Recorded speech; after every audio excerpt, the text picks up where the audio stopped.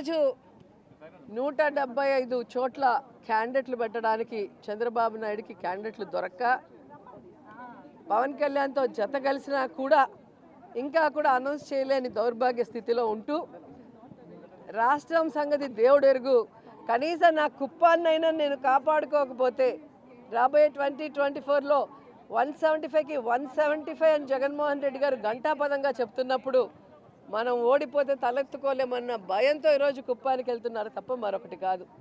ఈరోజు కుప్పంలో దాదాపుగా 40 సంవత్సరాలు పైగా ఎమ్మెల్యేగా చేశారు, 3 సార్లు ముఖ్యమంత్రిగా చేసి కూడా ఆ కుప్పంలో ఏ కుటుంబానికి సంక్షేమం అభివృద్ధి అందించారో ఒకసారి చెప్పాలి చంద్రబాబు నాయుడు. ఈరోజు జగన్మోహన్ రెడ్డి గారు ప్రతి కుటుంబానికి కూడా ఈ రాష్ట్రంలో ఉన్న పేద కుటుంబాలకి ఏమి ఇస్తున్నామో సంక్షేమాన్ని అక్కడ ప్రతి కుటుంబంలో ఎలిజిబిలిటీ ఉన్న అందరికీ కూడా పార్టీ చూడకుండా కులం చూడకుండా జగన్మోహన్ రెడ్డి గారు వెల్ఫేర్ స్కీమ్స్ ఇస్తున్నారు. ఆ ప్రాంతంలో అభివృద్ధి చేస్తున్నారు. ఆర్డీఓ సర్కిల్ తీసుకొచ్చారు, మున్సిపాలిటీ చేశారు, ఇప్పుడు తాగే నీళ్లు కూడా తీసుకొస్తున్నారు. ఇది చాలా ఇంపార్టెంట్ ఇష్యూ. 3 సార్లు ముఖ్యమంత్రిగా ఉన్న చంద్రబాబు నాయుడు తనకు ఓట్లేసి ముఖ్యమంత్రి అయ్యేందుకు అవకాశం ఇచ్చిన ఆ కుప్పానికి తాగే నీళ్లు కూడా ఇవ్వని ఒక దౌర్భాగ్యమైన పొలిటీషియన్. సో ఇక ఆ కుప్పంలో ఓట్లు చంద్రబాబు నాయుడుకి వెయ్యరు అనేది తెలుసుకొని ఈరోజు కాళ్ళు చేతులు పట్టుకోవడానికే వెళ్ళాడు. ఎందుకంటే మున్సిపల్ ఎలక్షన్స్లోనే మీరు చూశారు, లోకేష్ చంద్రబాబు నాయుడు గల్లీ గల్లీ తిరిగినా కూడా ఎలా ఫుట్బాల్ ఆడేశారో ఆ కుప్పం ప్రజలు మనం అందరం కూడా గమనించాం. రాబోయే 2024లో కూడా కుప్పం ప్రజలు చంద్రబాబు నాయుడిని ఫుట్బాల్ ఆడతారు. 175కి 175 జగన్మోహన్ రెడ్డి గారికి ఇవ్వబోతున్నారు. కాంగ్రెస్ పార్టీ షర్మిలాని ఏపీ ఇన్ఛార్జిగా తీసుకొచ్చే ప్రయత్నం చేస్తుంది. ఏమొస్తుంది అంటే వార్తలు వస్తున్న నేపథ్యంలో షర్మిల ఏపీ కాంగ్రెస్ ఇన్ఛార్జిగా మీకేమైనా ఇబ్బందా? మాకైతే ఏ ఇబ్బంది లేదు. ఎందుకంటే నేను అనేక సందర్భాల్లో చెప్పాను, ఇది ప్రజాస్వామ్య దేశం, ఎవరైనా పార్టీ పెట్టుకోవచ్చు, ఎవరైనా మేనిఫెస్టో అనౌన్స్ చేసుకోవచ్చు, ఎవరైనా పాదయాత్రలు చేయొచ్చు, ఎవరైనా పబ్లిక్ మీటింగ్లు పెట్టచ్చు. కానీ వాళ్ళు చెప్పే అజెండా ప్రజలకి నమ్మశక్యంగా ఉన్నప్పుడే వాళ్ళు సపోర్ట్ చేస్తారు. కాబట్టి ఎవరో వస్తారు ఏదో చేస్తారని భయపడే క్యారెక్టర్ జగన్మోహన్ రెడ్డిది కాదు అనేది ఇప్పటికే మీకు అర్థమై ఉంటుంది. స్టార్ క్యాంపెయినింగ్ వస్తే మొత్తం కూడా విమర్శల దాడి అంతా కూడా అధికార పార్టీ మీదే ఉంటుంది. దాని ఎలా ఈరోజు ఏం కొత్త కాదండి, ఎక్కడైనా అధికార పార్టీ విమర్శలు ఎదుర్కోవటం ఈ దేశంలో మనం చూసాం. కానీ జగనన్న అపోజిషన్లో ఉన్నప్పుడు కూడా అధికార పార్టీని తిట్టకుండా జగన్ గారినే తిట్టిన దాఖలాలు మనం కళ్ళారా చూసాం. సో జగన్ గారిని చూసి కడుపు మంటతో ఎంతోమంది ఎన్నో మాట్లాడతారు. రజనీకాంత్ డైలాగ్ ఉంటుంది కదా, ఏం డైలాగ్ చెప్పాను కదా నగీర్లో, కాదు దానికి ఏంటి చెప్పు, విమర్శించని నోరు ఉండదు, మొరగని కుక్క ఉండదు, మన పని మనం చేసుకుంటూ వెళ్ళిపోవాలి, అర్థమైందా రాజా అని జగన్ గారు అదే చేస్తారు. ఎవరు ఏం విమర్శించుకున్నా తాను చెప్పిన వాగ్దానాన్ని తాను ఇచ్చిన మాటని నెరవేర్చుకుంటూ సైలెంట్గా ఆయన పని ఆయన చేసుకోబోతున్నారు.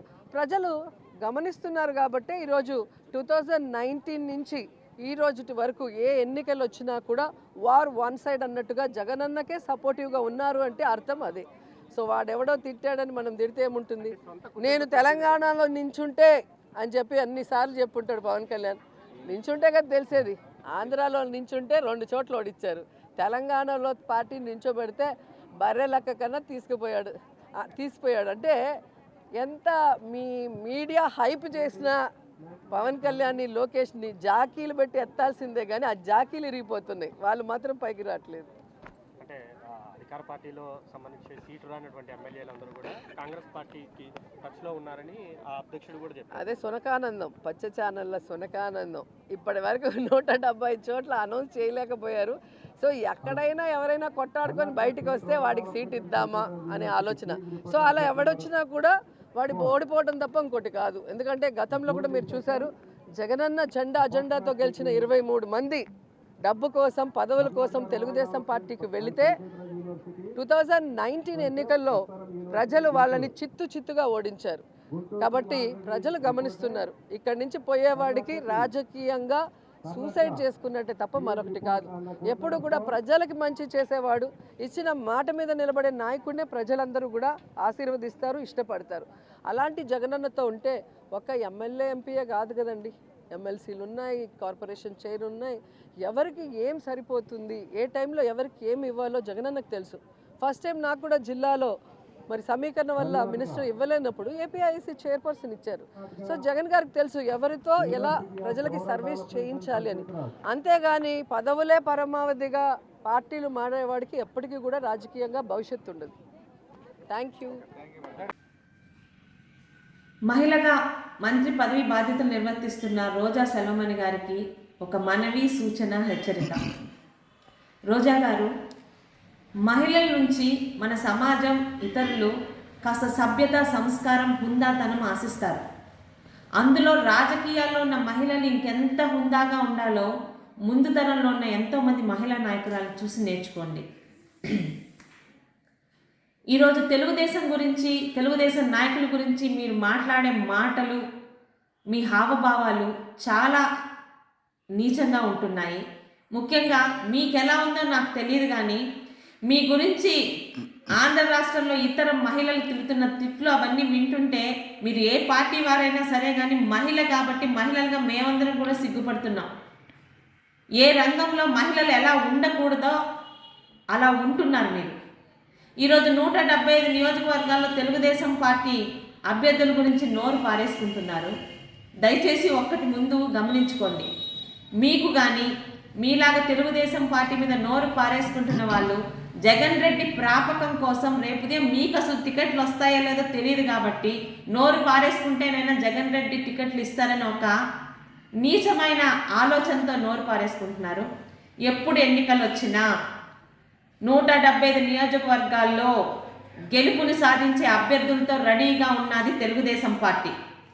ఇక ఓటమి బాటే కాదు, పతనావస్థకు చేరుకున్న మీ వైఎస్ఆర్పీ పార్టీలో అసలు రేపుదే మీకు టికెట్ ఇస్తారో లేదో ముందు అది కనుక్కొని అప్పుడు మాట్లాడితే బాగుంటుంది. దయచేసి నోరుని అదుపులో పెట్టుకుంటే మహిళగా అయినా ఆ కొంచెం గౌరవమైనా మీరు నిలుచుకుంటారని ఆశిస్తూ మీ తోటి మహిళగా ఉంటున్న మీ సోదరి గౌతు శిరీష.